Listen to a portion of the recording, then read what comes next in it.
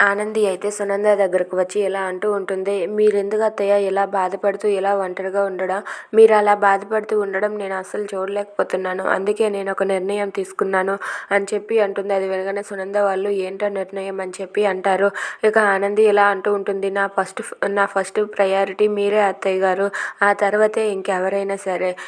మీరు బాధపడితే మిమ్మల్ని బాధ పెట్టి నేను సంతోషంగా ఉండలేను కదా, ఏదో పోగొట్టుకున్న వాళ్ళగా మీరు అలా ఉండకండి. మీరు మీరు చెప్పినట్లుగానే నేను చేస్తాను అత్తయ్య గారు అని చెప్పి అంటుంది. అది వినగానే అక్కడ ఉన్న సునంద, ఆదిత్య, శశి వీళ్ళు ముగ్గురు కూడా ఒక్కసారిగా చాలా హ్యాపీగా ఫీల్ అవుతారు.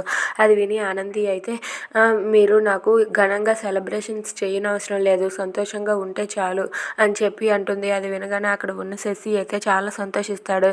ఇంతలో అక్కడ ఉన్న వాచ్మెన్ దగ్గర సింహాద్రి వాళ్ళు లోపలికి పోవచ్చా అని చెప్పి అడుగుతారు. దాంతో వాచ్మెన్ అయితే వెళ్ళండి అని చెప్పి అంటాడు. ఇక అది చూసి శశి అయితే పరిగెత్తుకుంటూ ఆనంది వాళ్ళ దగ్గరకు వచ్చి, సునంద, ఆనంది వాళ్ళ అమ్మ నాన్న వచ్చారు అని చెప్పి అంటాడు. అది వినగానే అక్కడ ఉన్న ఆనంది అయితే ఒక్కసారిగా చాలా హ్యాపీగా ఫీల్ అవుతుంది. ఇక అక్కడే ఉన్న సునంద అయితే అవునా, సరే పదండి వెళ్దాం, వాళ్ళు కింద వెయిట్ చేస్తుంటారు, పదండి వెళ్దాం అని చెప్పి సునంద అంటుంది. అది చూసి ఆనంది అయితే ఇంకా హ్యాపీగా ఫీల్ అవుతూ ఉంటుంది. Thanks for watching friends, please subscribe our channel.